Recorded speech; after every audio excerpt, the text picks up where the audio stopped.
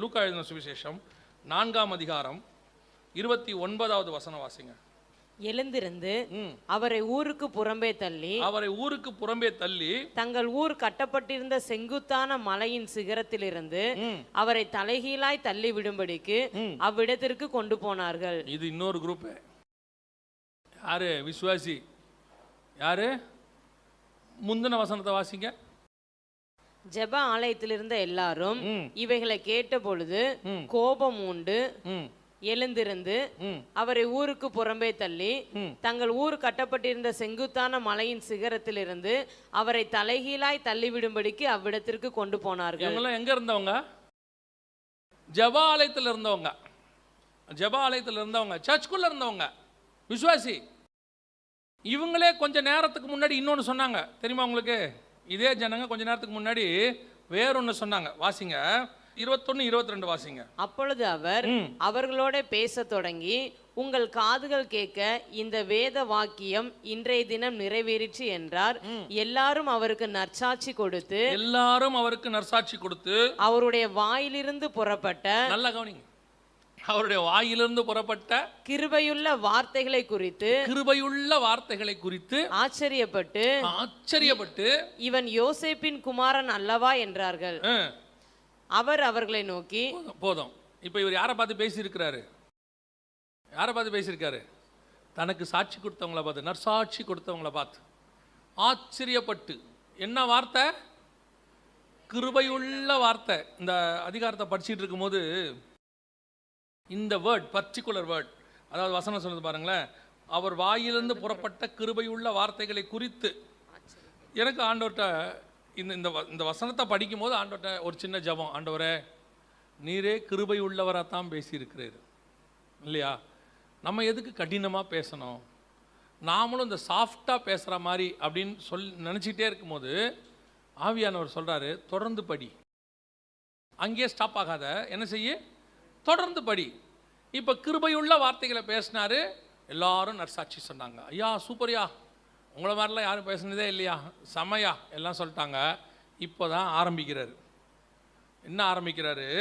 அவர் அவர்களை நோக்கி, வைத்தியனே உன்னைத்தானே குணமாக்கிக்கொள் என்கிற பழமொழியை சொல்லி இப்போ தான் மெசேஜ் சூடு பிடிக்க தொடங்குது. சூடு பிடிக்க தொடங்கின உடனே எந்த விசுவாசி கேட்டுக்கிட்டு இருந்துச்சோ, யாரு நற்சாட்சி கொடுத்தானோ, யாரு கிருபையுள்ள வார்த்தைன்னு சொன்னானோ, அவனே செஞ்ச வார்த்தை என்னன்னா, எழுந்திருந்து அவரை ஊருக்கு புறம்பே தள்ளி தங்கள் ஊர் கட்டப்பட்டிருந்த செங்குத்தான மலையின் சிகரத்திலிருந்து அவரை தலைக்கீழாய் தள்ளி விடும்படி அவ்விடத்துக்கு கொண்டு போனார்கள். கொலை பண்ணவே ரெடி ஆயிட்டான், க்ளோஸ் பண்ண முடிவாயிட்டான். கிருபையுள்ள வார்த்தையை பேசினா கேட்கறதுக்கு தயாரா இருக்கிற கூட்டம், கண்டிக்கிற வார்த்தையை பேசினா கேட்க தயாரா இல்லை.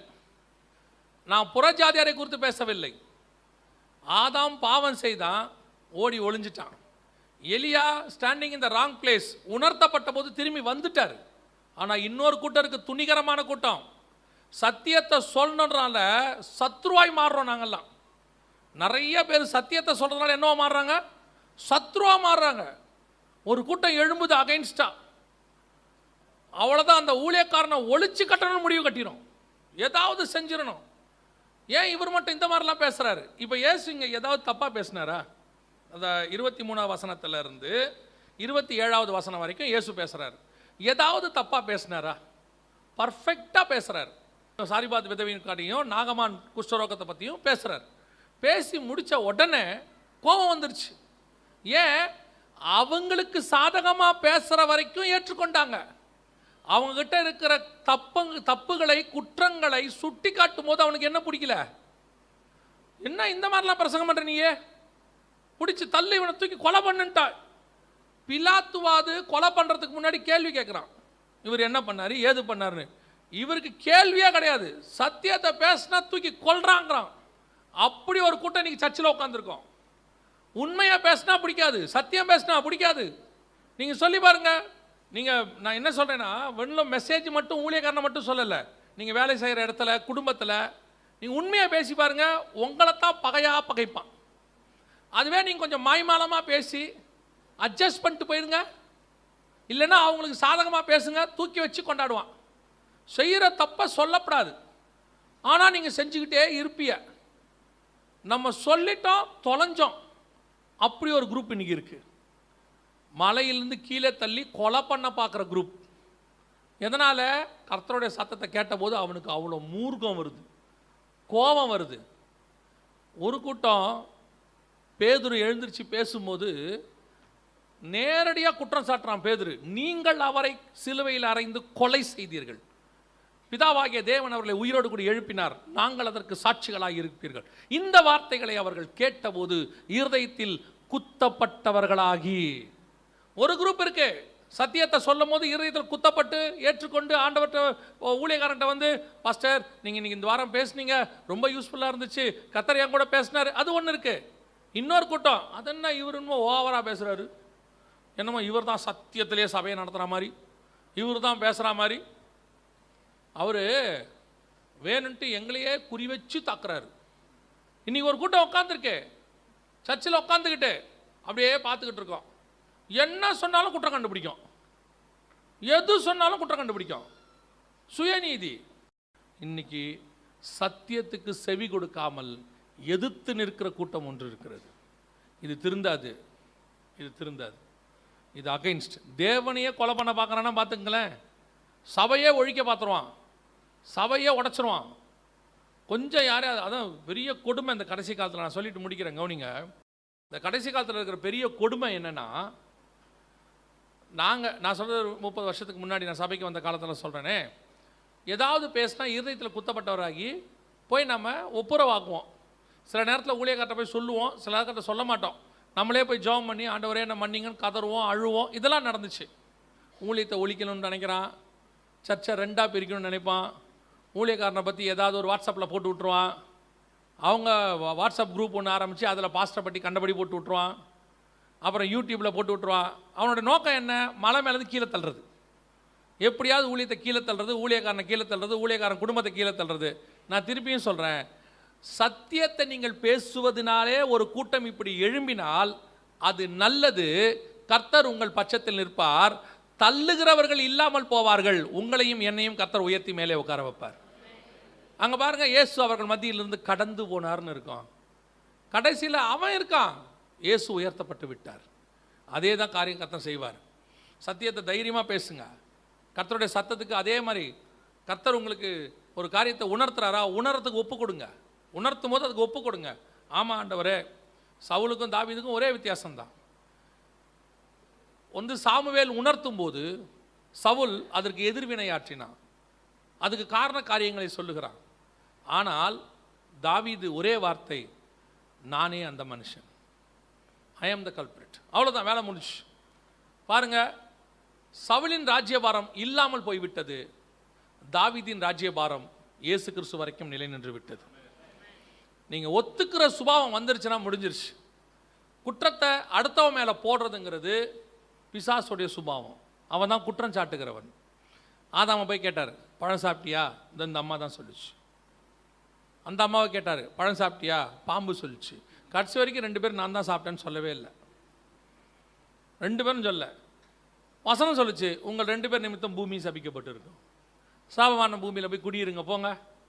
கர்த்தர் உங்களை சபிக்கிறாரே இல்லையோ, நீங்கள் இருக்கிற இடத்த என்ன பண்ணிடுவார்? சபிச்சு விட்டுருவார். போ, அது முள்ளும் குறுக்கும் பிறப்பிக்கும். நிறைய பேர் அப்படி இருக்கான். கர்த்தருடைய சத்தத்துக்கு செவி சாய்க்காத அனுபவம். உடனடியாக என்ன பண்ணுறது தெரியுமா? அடுத்தவன் மேலே பழிய போடுறது. அவர் வேணுன்ட்டே செய்கிறாரு, இவர் வேணுன்ட்டே சொல்கிறார், நீங்கள் ஒன்று மட்டும் செய்யுங்க, நான் தான் அந்த மனுஷன், நான் தான் பாவம் செய்தேன்.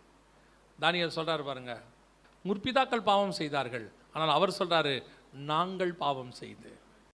அப்படி நீங்கள் ஒற்றுக்கொள்ளும் போது வசனம் சொல்லுது, எனக்கு பிரியமான புருஷனாகிய தானியேலே. நீ ஒத்துக்கிட்டீங்கன்னா யாரு? எனக்கு பிரியமானவன். இன்னைக்கு கடைசி காலத்தில் சபை கர்த்தருடைய சத்தத்தை கேட்டு ஒன்று ஓடி ஒளிஞ்சிடுது இல்லையா? கெபிக்குள்ளே போய் மறைஞ்சிக்குது. வந்துடுற கூட்டம் ஒன்று இருக்குது. ஒரு கூட்டம் ஓடி ஒளிஞ்சிருச்சு, வரல. ஒரு கூட்டம் திரும்பி வந்துருச்சு.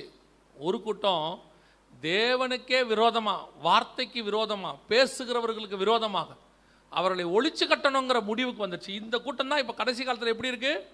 அதிகமாக இருக்குது. எல்லா சபையிலையும் இப்படி ஒரு குரூப்பிசம் இருக்குது. எல்லா சபையிலும் ஒரு குரூப்பிசம். ஊழியக்காரனுக்கு, அவன் குடும்பத்துக்கு பேசுகிற வார்த்தைக்கு எதிராக நான் உங்களுக்கு ஒரு ஆலோசனை சொல்லுகிறேன், சரியா? இது ஒரு சகோதரனா உங்களுக்கு ஆலோசனை சொல்கிறேன்.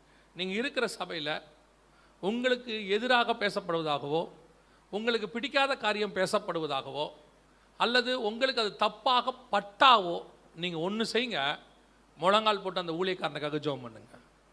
ஆண்டவர், எனக்கு இப்படி தப்பாக தெரியுது, அது சரியா தப்பான்னு ஜெபம் பண்ணுங்க. கர்த்தர் உங்களுக்கு உண்மையை வெளிப்படுத்துவதற்கு வல்லமை உள்ளவராக இருக்கிறார். ஏன் தெரியுமா? மோசே இந்த ஓய்வு நாளில் சொல்லி பொறுக்கிற ஒருத்தனை பிடிச்சிட்டு வந்துட்டாங்க. மோசே என்ன பண்ணுறாரு தெரியுமா? உடனே தண்டனை கொடுக்கல. அவனை என்ன பண்ணுங்க, கொஞ்சம் வெயிட் பண்ண சொல்லுங்க, நான் கர்த்தர்கிட்ட போய் உத்தரவு கேட்டு வரேன்றார். கர்த்தர் சொல்கிறாரு, அது ஓய்வு நாளில் செஞ்சால் என்னென்ன செய்யணும்னு செய்ய சொல்லிட்டார். செஞ்ச உடனே ஒரு கூட்டம் எழும்பிருச்சு, கோரா கூட்டம் எழும்பி, எப்படி நீங்கள் இப்படி செய்யலாம்? உங்களுக்கு இந்த அதிகாரத்தை கொடுத்தது யாரு? நீங்கள் மிஞ்சி போகிறீர்கள், ஓவரா பண்றீங்க. அவன் யார் சொல்லி செஞ்சான்? ஆனா அந்த கர்த்தர் கோராகு கிட்ட சொல்லல. அவர் சொன்னது யாருக்கிட்ட? மோசே கிட்ட. பல நேரத்தில் மோசே கிட்ட சொன்னது உங்களுக்கு தெரியாது, மோசையை நடத்துற விதம் உங்களுக்கு தெரியாது. உங்க பார்வையில் அது தப்பா தெரியும், கர்த்தருடைய பார்வையில் அது சரியாய் தெரியும். அது உங்களுக்கு கண்ணியாய் விளங்குங்கிற, அதுக்கு தான் சொல்றேன். சில நேரத்தில் நம்ம பார்க்கறது எல்லாமே நமக்கு தப்பா தெரியும், ஆனால் தேவன் கரெக்டாக செய்வார். தேவன் செய்கிறது எல்லாம் நம்மளால் புரிஞ்சிக்க முடியாது. அதனால தான் சொல்கிறேன், நீங்கள் தப்பாய் அதற்கு விரோதமாய் எழும்பி பேசிவிட்டால் அதற்கான ஆக்கினை உங்களுக்கு கிடைக்கும். அதுக்கு பதிலாக பேசாதிருங்கள், ஜெபம் பண்ணுங்க. அதனை சரியான காரியத்தை கர்த்தர் உங்களுக்கு தெரியப்படுத்துவார். ஊழியக்காரருக்கும் சரி, சக விசுவாசிக்கும் சரி, அபிஷேகம் பண்ணப்பட்டவர்களுக்கு விரோதமாய் பேசாதிருங்கள். நீங்கள் விட்டுருங்க, கர்த்தர்கிட்ட ஒப்பு கொடுத்துருங்க. கர்த்தர் நீதி செய்ய வல்லமை உள்ளவராய் இருக்கிறார். அவர் நீதியுள்ள நியாயாதிபதி. இன்னும் சொல்ல போனால், விசுவாசிக்கு நீதி செய்யறதுக்கு முன்னாடியே ஊழியக்காரனுக்கு செஞ்சுட்டு தான் வருவார். ஏன்னா எசேக்கியேல் புத்தகத்தை சொல்லுது, நியாய தீர்ப்பு எங்கே தொடங்கணுமா? மூப்பர்கிட்ட இருந்து தொடங்குன்றார். ஃபஸ்ட்டு அங்கே தான் தொடங்கும். அதனால் நீங்கள் அதை பற்றி பயப்படாதீங்க. நியாய தீர்ப்பை நீங்கள் கையில் எடுக்காதீங்க, யாருக்கும் நீங்கள் நியாய தீர்ப்பும் கொடுக்காதீங்க. ஒன்று மட்டும் செய்யுங்க, ஆண்டவரே இந்த ஊழியக்காரருக்காக நான் ஜெபிக்கிறேன், நீர் அபிஷேகம் பண்ணதை பாருங்க. அப்பேற்பட்ட சவுலுக்கு தாவீது ஜெபிக்கிறான், சவுல் மேலே கைப்போட யோசிக்கிறான். அதே தான் நான் உங்களுக்கும் சொல்லுகிறேன். கடைசி காலத்தில் வசனத்தை பேசுகிற ஊழியக்காரர் மேலே உங்களுக்கு கோபம் வருதா? உங்களை ஆராய்ந்து பாருங்க. சில நேரங்களில் கர்த்தருடைய வார்த்தை சத்தம் உங்களுக்கு கடினத்தை உண்டாக்குதா, கஷ்டத்தை உண்டாக்குதா, குத்துதா, ஒப்பு கொடுங்க. மாறாக விரோதமாக மட்டும் எழும்பாதீங்க, அது கண்ணியாக முடியும். அல்லேலூயா.